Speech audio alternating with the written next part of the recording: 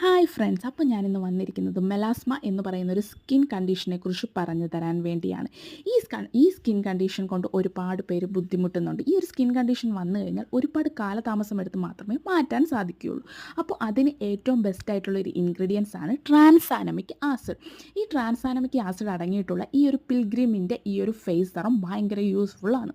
ഇതിൻ്റെ അകത്ത് ആൽഫ ആർബൂട്ടിൻ ഉള്ളത് കൊണ്ടും നല്ല രീതിയിൽ സ്കിന്നൊന്ന് പിഗ്മെൻറ്റേഷൻ കുറയ്ക്കാനും ബ്രൈറ്റനിങ് ആക്കാനും ഹെൽപ്പ് ചെയ്യും.